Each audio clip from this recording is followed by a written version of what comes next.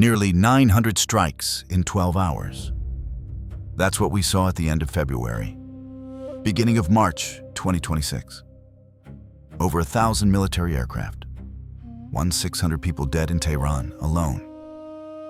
An entire region on fire. But here's what stopped me. 2000 years ago, a man named John was exiled on a rocky island called Patmos. And he wrote something down. He said 4 riders would come, not in 2026. He didn't know about 2026, but he described a sequence: conquest, war, famine, death, in that exact order. And that sequence is happening right now. The question isn't whether John was right. History has proven he understood something now. The question is, why does this pattern keep repeating? Why has it haunted every empire, every generation, every war that's ever come? By the end of this video, you'll see how these 4 horsemen aren't just ancient history. They're a blueprint. And once you see the blueprint, you can't unsee it. Let's go deeper. Now, we're not going to jump straight into what's happening in Iran. We need to understand something first. When you open the book of Revelation, you enter a world most of us have never seen. John isn't writing a news report. He's writing in code. The people reading his words for the first time weren't thinking about 2026. They were thinking about their own crisis, living under an emperor who demanded worship. And Revelation was John's way of saying, I see what's happening, and I've seen this before. So let's read Revelation 6 together. This is where John describes the opening of the first 4 seals. And I saw when the Lamb opened one of the seals. And I heard, as it were, the noise of thunder. One of the 4 beasts saying, Come and see. And I saw, and behold, a white horse, and he that sat on him had a bow, and a crown was given unto him, and he went forth conquering. And to conquer? Stop there for a moment. The first rider carries a bow, not a sword, a bow. In the ancient world, a bow was the weapon of conquest from a distance. It was the tool of empire. And you'll notice he goes forth conquering. And to conquer, this isn't defensive. This is someone asserting dominance. Now the second seal, and when he had opened the second seal, I heard the second beast say, Come and see. And there went out another horse that was red, and power was given to him that sat thereon to take peace from the earth, and that they should kill one another. And there was given unto him a great sword, red. The Greek word is pyros, the color of fire, and peace is taken from the earth. This is active. Violent conflict, people killing one another. Then the third seal, and when he had opened the third seal, I heard the third beast say, Come and see. And I beheld, and lo, a black horse, and he that sat on him had a pair of balances in his hand. And I heard a voice in the midst of the 4 beasts say, A measure of wheat for a penny, and 3 measures of barley for a penny. And see thou hurt not the oil and the wine. This one is harder to understand at first. Black, the color of mourning, of scarcity. And look at the prices: a measure of wheat for a penny. In the 1st century, that would be a day's wages for a single measure. That's hyperinflation. That's famine. But notice something interesting. The voice says, Hurt not the oil and the wine. Some people will survive, but ordinary people, the ones living hand to mouth, they're going to starve. Finally, the 4th seal, and when he had opened the 4th seal, I heard the voice of the 4th beast say, Come and see. And I looked, and behold, a pale horse, and his name that sat on him was Death, and hell followed with him. And power was given unto them over the 4th part of the earth, to kill with sword, and with hunger, and with death, and with the beasts of the earth. Pale. The Greek word here is chloros. It's not just pale. It's the sickly greenish color of a corpse. If you've ever read ancient medical texts, Doctors use this exact word to describe the pallor of a dying patient. The first readers of Revelation would have understood this is not just death. This is death from every direction. Sword, hunger, plague, wild beasts, and it affects a fourth of the earth. Now, I want to be clear about something before we go any further. We're not saying that 2026 is the end times. We're not predicting the future. What we're doing is exploring something much simpler. We're students of history and scripture. And we're noticing a pattern. John described a sequence. That sequence has shown up in every major conflict, in every era of human history. So when we see it happening right now, when we can literally watch conquest, war, famine, and death unfolding in real time, that's not coincidence. That's recognition. There are 4 horses in this vision, and each one represents something very specific. But to understand why they're still riding, we need to go back to a time when a Jewish prophet saw them coming centuries before John was even born. That prophet's name was Zechariah. He lived about 520 BCE, and he had 2 visions of horses, same colors, same pattern. But here's the part that stopped me. Zechariah wrote about this before Rome ever became an empire, before Persia's bow became synonymous with Middle Eastern power. He wrote about it during the exact moment when Jewish exiles were returning home, when patterns of domination were being reset. And when we connect Zechariah's visions to Revelation, to what we're seeing in 2026, the connection becomes impossible to ignore. Let's set the scene. It's around 520 BCE. The Jewish people have just returned from exile in Babylon. They've been gone for nearly 70 years. Their homes are rubble. Their temple was destroyed. And they're trying to rebuild. This is one of the most fragile moments in Jewish history. The prophet Zechariah, standing in Jerusalem, has a vision. He describes it. Upon the night of the first month, I stood among the myrtles, and behold, a man riding on a red horse, and it stood among the myrtles. Then said I, O my Lord, what are these? And the angel that talked with me said unto me, I will show thee what these be. And the man that stood among the myrtles answered and said, These are they whom the Lord hath sent to walk to and fro through the earth. 3 horses at first, red, white, and speckled. But notice what the vision says: they're patrolling the earth. They report back, We have walked to and fro through the earth. And behold, all the earth sitteth still, and is at rest. In other words, peace. There's no conflict right now. The world is calm. But then about 25 years later, Zechariah has a second vision. And this time, there are 4 horses. Different mission. Listen to what he says. And I saw in the night, and behold, a man sitting upon a red horse. And he said, These are the ones the Lord hath sent to walk to and fro through the earth. And behind him came the black, the white, and the grizzled.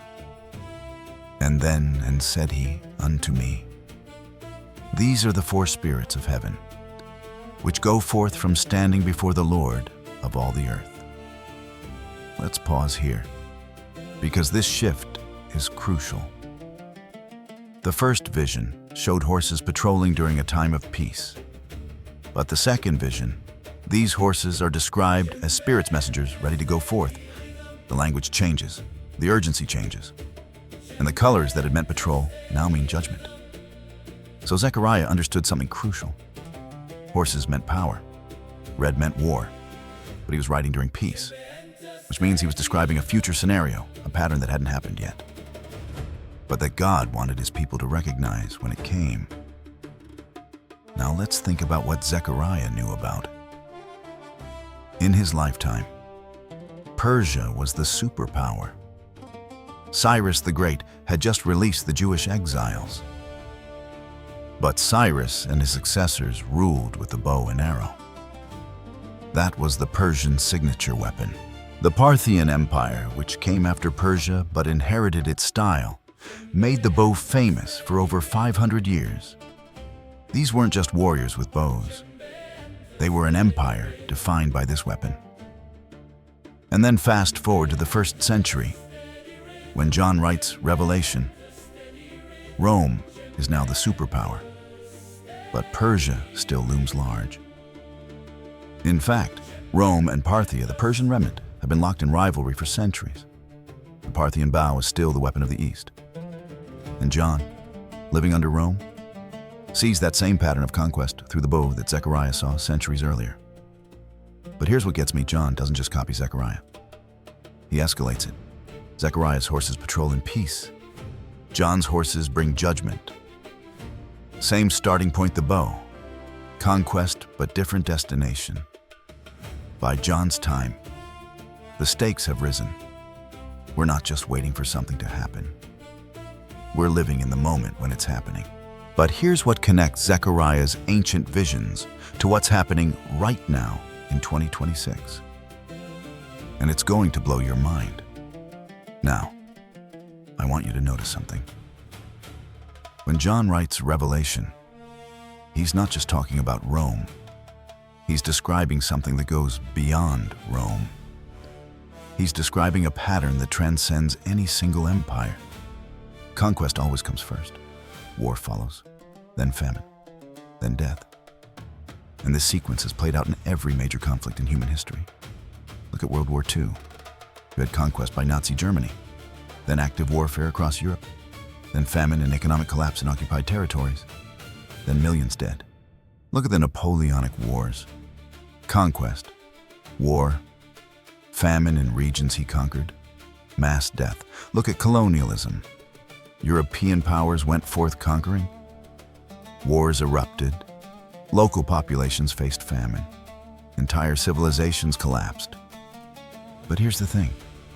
None of those people were reading John's Revelation and thinking, oh, this is it. They were just living their lives, watching events unfold. It's only after the fact that we can see the pattern. But John understood the pattern, and Zechariah understood it even earlier. So what happens when we overlay this ancient pattern onto 2026? What happens when conquest, war, famine, and death aren't hidden behind centuries of history, but happening right now, in real time, with news cameras rolling? And when we look at what happened, starting February 28th, 2026, the parallels become undeniable. The pattern isn't just visible, it's unmistakable. So let's be very specific. On February 28th, 2026, Israeli and American forces launched nearly 900 military strikes against Iran in the span of 12 hours.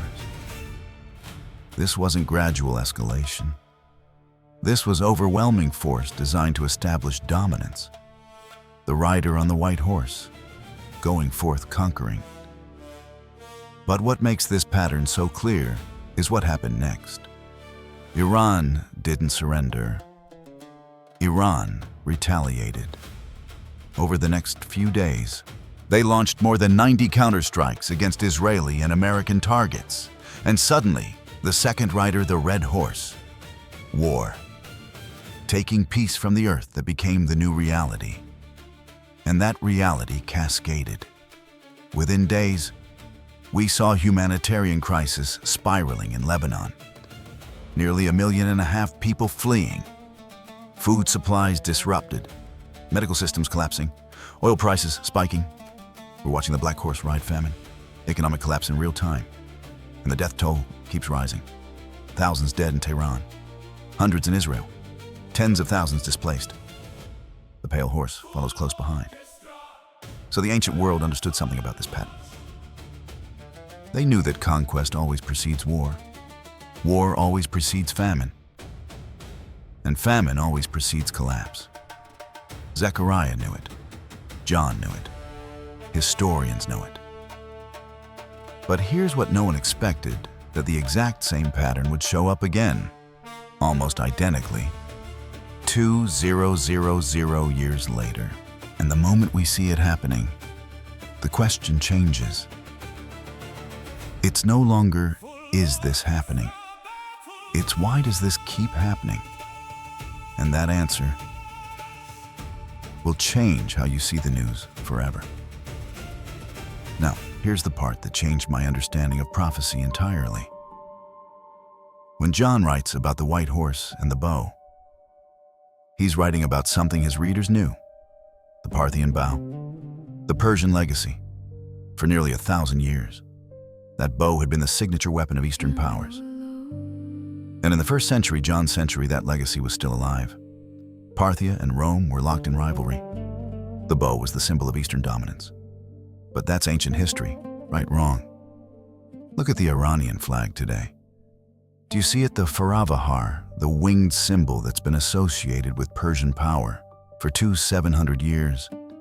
A symbol of victory, of sovereignty, of mastery. And it's on their flag today. Here's a detail most people completely miss. Iran has positioned itself in the modern world as the heir to Persian power, not just culturally, but militarily.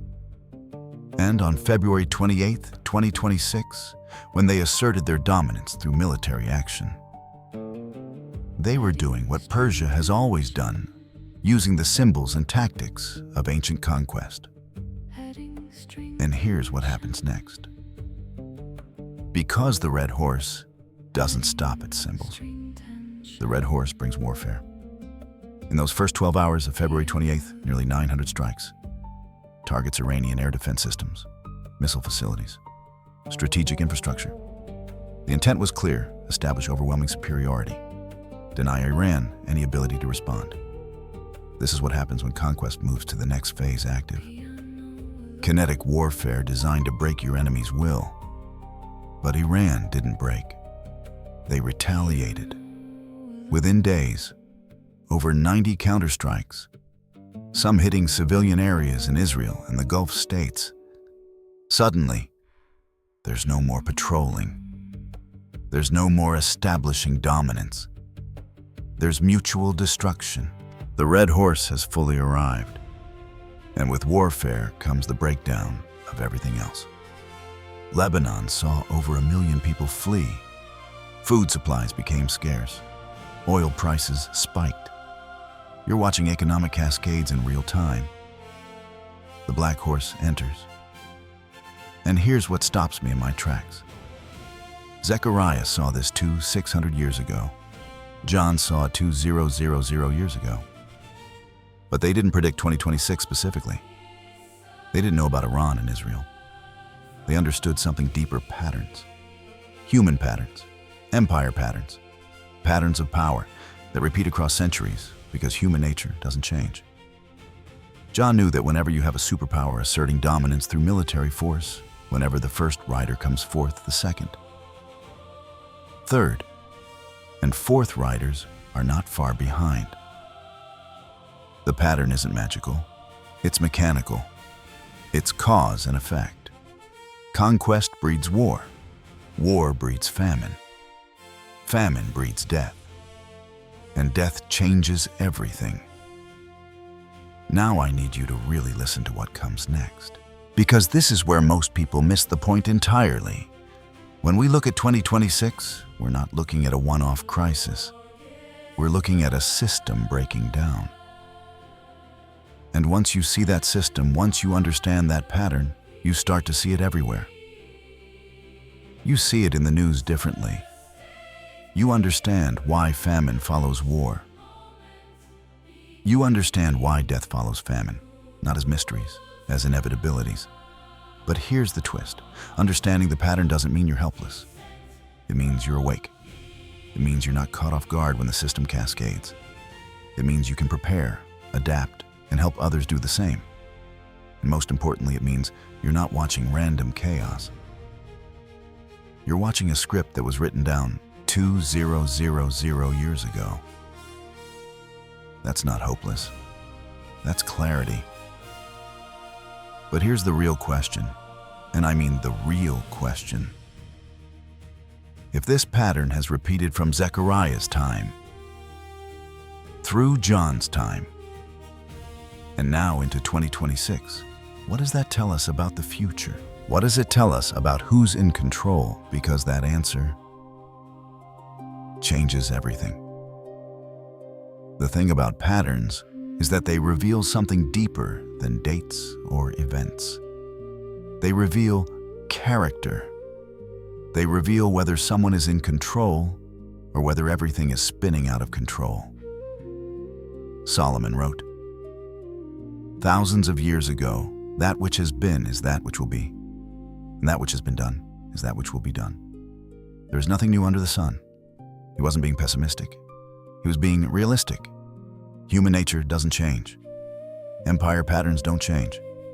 The desire for power, the methods of conquest, the cycles of war and famine, these repeat because the fundamental issues that drive them never get resolved until you address human nature itself. But here's where John's revelation and Zechariah's vision become something more than just description. They become recognition. They become a tool for understanding, because once you see the pattern, you're not a passive observer anymore. You're someone who knows something. You're someone who can warn others. You're someone who understands that chaos isn't actually chaos. It's a script being played out according to rules that were written down long ago. And that brings us to the hardest question. If these patterns keep repeating, if there's a script being followed, does that mean we're powerless? Does that mean we should just give up and accept whatever comes now? Because seeing the pattern is the beginning of power, not the end of it. Zechariah saw it and warned his people. John saw it and wrote it down for future generations. The people throughout history who understood these patterns, they didn't become fatalistic. They became prepared. They became awake. They became people who could help others navigate the storm. Take a breath with me. Father, we've walked through Zechariah's visions and John's revelation today. Words written when empires raged and believers trembled. Words written for moments just like this. We don't pretend to know what comes next. We don't know how long the red horse rides. We don't know how many people will face hunger before the pattern changes. We don't know when the fourth rider will pass. But we know this. You see every person in every crisis. You see the mother in Lebanon looking for her child.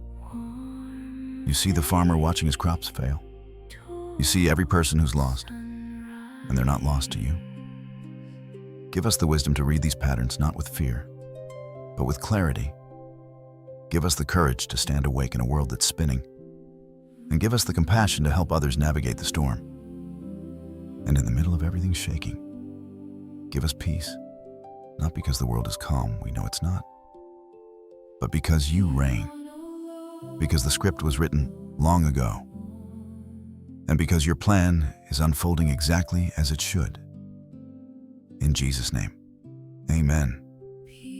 Remember where we started? 900 strikes in 12 hours, thousands dead, chaos spreading. But now you see it differently, don't you? Because you understand the pattern. You understand that conquest always comes first. War always comes next. Famine follows. Death brings collapse.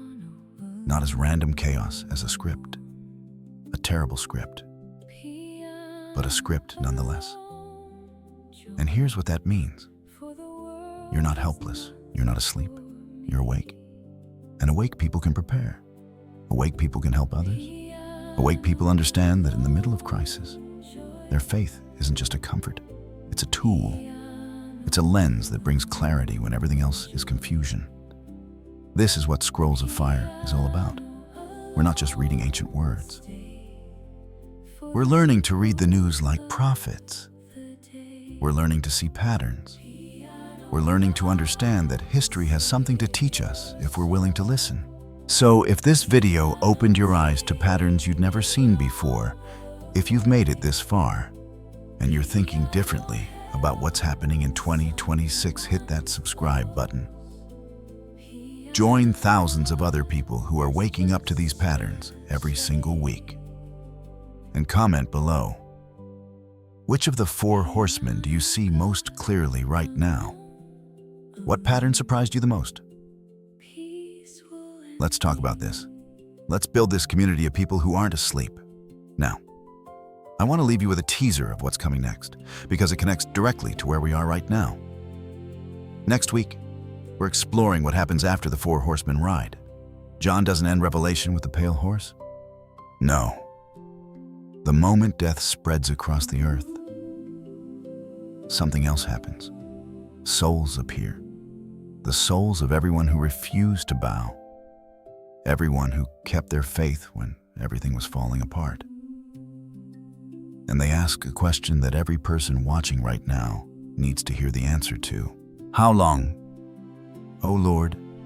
How long until justice? And the answer will change how you understand patience, faith, and your own role in these end times. Don't miss it. Next week on Scrolls of Fire.